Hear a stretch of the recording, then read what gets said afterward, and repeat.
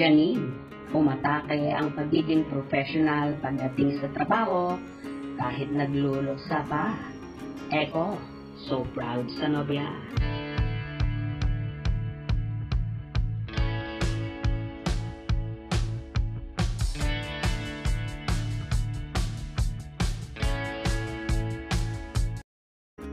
Life has to go on sa karir ni Janine Gutierrez dahil sa gitna ng sunod-sunod na dagok sa buhay nilang pamilya, partikular na sa pagyao ng mga mahal nila sa buhay.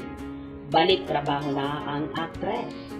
Nakapost na sa kanyang Instagram ang pagsali ng Pinay Star para sa bagong collection ng isang mamahaling international brand, ang Gucci.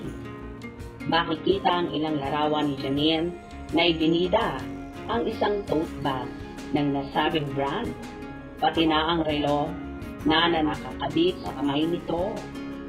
Wala kaming idea kung kinunan ba ang ad na ito bago pa namatay ang paternal grandmother nitong si Pilita Corrales o ang maternal lola niyang si Nora Honor.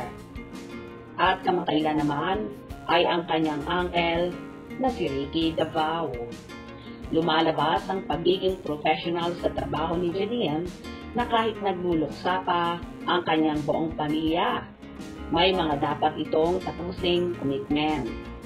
Ito kasi ang season ng bagong mga collection ng nasabing brand na hindi dapat palampasin at mabibili lang sa isang bonggang store sa Makati. Bukod kay Janine, kasama rin sa ad campaign si Ann Curtis, Pia Worsbach, at iba pa. Well, ganun talaga ang buhay. Kahit may mga pangyayari na di natin akalain na magaganap, kailangan pa rin nating kumayod at magtrabaho dahil sa iba't ibang commitments. Nakakatuwa lang si Janine na kahit matindi ang pinagdadaan ng pagsubok sa kanilang pamilya, ay nananatili pa rin siyang positive at good vibes lang ang TED. Sa mga ibinangderang yon na tote bag at relo ng dalaga, hindi halata na nagluluksa ang actress, bagkos pinananatili niya ang pagiging professional pagdating sa larangan ng trabaho.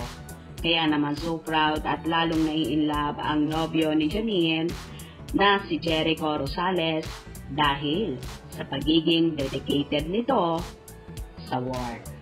Kung nagustuhan nyo ang video na ito, comment down below.